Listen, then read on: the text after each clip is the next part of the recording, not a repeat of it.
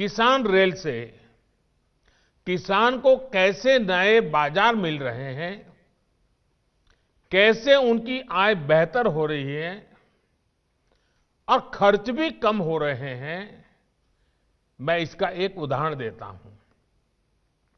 कई बार हम खबरें देखते हैं कि कुछ वजहों से जब टमाटर की कीमत किसी जगह पर कम हो जाती है तो किसानों का क्या हाल होता है। ये स्थिति बहुत दुखदाई होती है। किसान अपनी मेहनत को अपनी आंखों के सामने बर्बाद होते देखता है, असहाय होता है। लेकिन अब नए कृषि सुधारों के बाद, किसान रेल की सुविधा के बाद उसे एक और विकल्प मिला है। अब हमारा किसान अपनी उपज देश के उन हिस्सों तक पहुंचा सकता है जहां पर टमाटर की मांग ज्यादा है, जहां उसे बेहतर कीमत मिल सकती है। वो फलों और सब्जियों के ट्रांसपोर्ट पर सब्सिडी का भी लाभ ले सकता है। भाइयों और बहनों, किसान रेल की एक और खास बात है। ये किसान रेल एक प्रकार से चलता फिरता कोल्ड स्टोरेज भी है। यानी इसमें फल हो, सब्जी हो, दूध हो, मछली हो, यानी जो भी जल्दी खराब होने वाली चीजें हैं, वो पूरी सुरक्षा के साथ एक जगह से दूसरी जगह पहुंच रही है। पहले यही सामान किसान को सड़क के माध्यम से ट्रकों में भेजना पड़ता था। सड़क के रास्ते ट्रांसपोर्टेशन की अनेक समस्याएं हैं। एक तो इसमें समय बहुत लगता है, सड़क के रास्ते भाड़ा भी अधिक होता है, किराया ज्यादा लगता है। यानी गांव में उगाने वाला हो या फिर शहर में खाने वाला, दोनों को ये महंगा पड़ता है।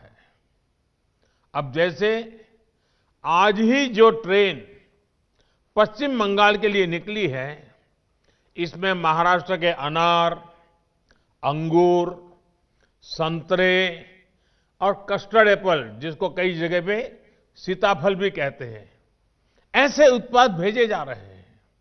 ये ट्रेन करीब करीब 40 घंटे में वहां पहुंच जाएगी।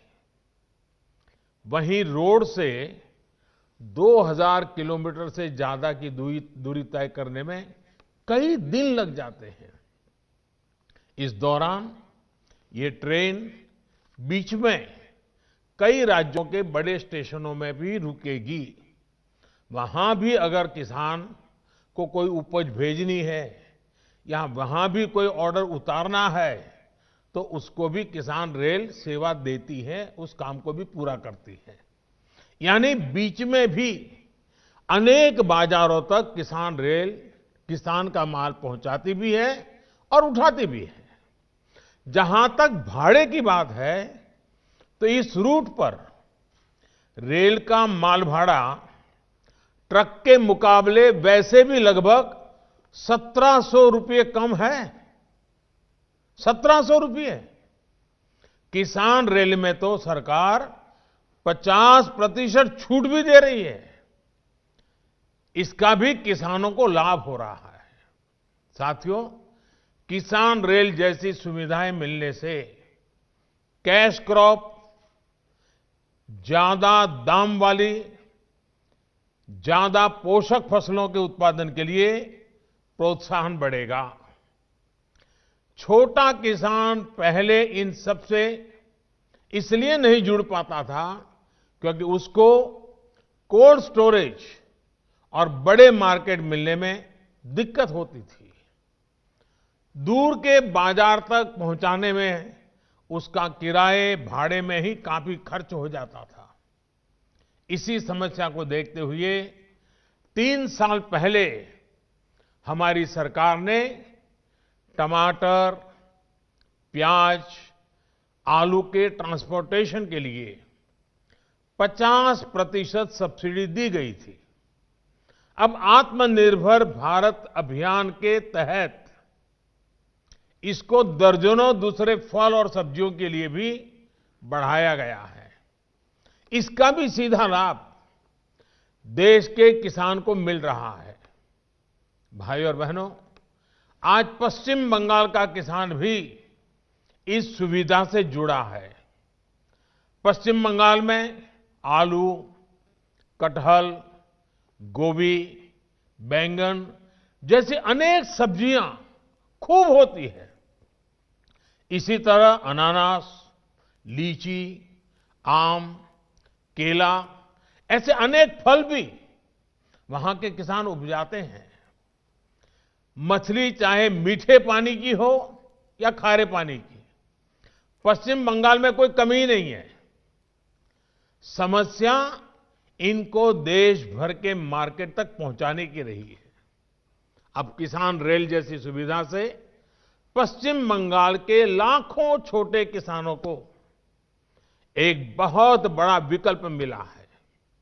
और ये विकल्प किसान के साथ ही स्थानीय बाजार के जो छोटे छोटे व्यापारी हैं उनको भी मिला है। वो किसान से ज्यादा दाम में ज्यादा माल खरीदकर किसान रेल के जरिए दूसरे राज्यों में भी बेच सकते हैं। भाई और बहनों, गांव में ज्यादा से ज्यादा रोजगार पैदा करने के लिए, किसानों को बेहतर जीवन देने के लिए नई सुविधा, नए समाधान बहुत आवश्यक है। इसी लक्ष्य के साथ एक के बाद एक कृषि सुधार किए जा रहे हैं। कृषि से जुड़े एक्सपर्ट्स और दुनिया भर के अनुभवों और नई टेक्नोलॉजी का भारतीय कृषि में समावेश किया जा रहा है। स्टोरेज से जुड़ा इंफ्रास्ट्रक्चर हो या फिर खेती उत्पादों में वैल्यू एडिशन से जुड़े प्रोसेसिंग उद्योग, ये हमारी सरकार की प्राथमिकता है। रेलवे स्टेशनों के पास देश भर में पेरिसेबल कार्गो सेंटर्स बनाए जा रहे हैं, जहां किसान अपनी उपज को स्टोर कर सकता है। कोशिश ये है कि जितनी फल सब्जियां सीधे घरों तक पहुंच सकती हैं, वो पहुंचाई जाए। इसके अतिरिक्त जो उत्पादन होता है उसको जूस, आचार, सॉस, चटनी, चिप्स ये सब बनाने वाले उद्यमियों तक पहुंचाया जाए। पीएम कृषि संपदा योजना के तहत mega food parks, cold chain infrastructure, agro processing cluster, processing unit ऐसे करीब 6,500 प्रोजेक्ट्स स्वीकृत किए गए हैं, जिसमें से अनेक प्रोजेक्ट पूरे हो चुके हैं और लाखों किसान परिवारों को इसका लाभ मिल रहा है। आत्मनिर्भर अभियान पैकेज के तहत भी माइक्रो फूड प्रोसेसिंग उद्योगों के लिए 10,000 करोड़ रुपए स्वीकृत किए गए हैं।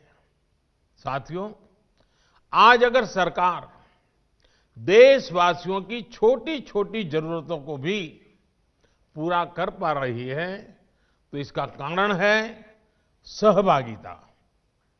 कृषि से जुड़े जितने भी सुधार हो रहे हैं, इनकी सबसे बड़ी ताकत भी गांवों के लोगों की, किसानों की, युवाओं की भागीदारी है।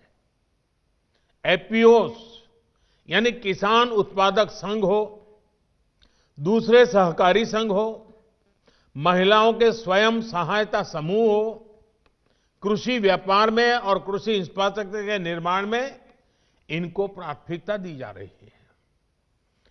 नए कृषि सुधारों से कृषि से जुड़ा जो व्यापार कारोबार बढ़ने वाला है, उसके बड़े लाभार्थी भी किसानों के, ग्रामीण युवाओं के, महिलाओं के यही संगठन है। कृषि कारोबार में जो निजी निवेश होगा, उससे सरकार की इन कोशिशों को ताकत ही मिलेगी। हम पूरी निष्ठा से पूरी ताकत से भारतीय कृषि को और किसान को सशक्त करने के रास्ते पर चलते रहेंगे। एक बार फिर देश के किसानों को 100वीं किसान रेल और नई संभावनाओं के लिए मैं बहुत बहुत बधाई देता हूं। रेल मंत्रालय को बधाई देता हूं, कृषि मंत्रालय को बधाई देता हूं और देश के कोटि कोटि किसानों को अनेक अनेक शुभकामनाएं देता हूं। बहुत बहुत धन्यवाद। नमस्कार, मैं हूं मानक गुप्ता। अगर आपको हमारा ये वीडियो पसंद आया हो तो इसे लाइक और शेयर जरूर करें और हां, हमें सब्सक्राइब और फॉलो करना ना भूलें ताकि आप देश और दुनिया की कोई खबर मिस ना करें। तो जुड़े रहिए हमारे साथ और देखते रहिए न्यूज़ 24।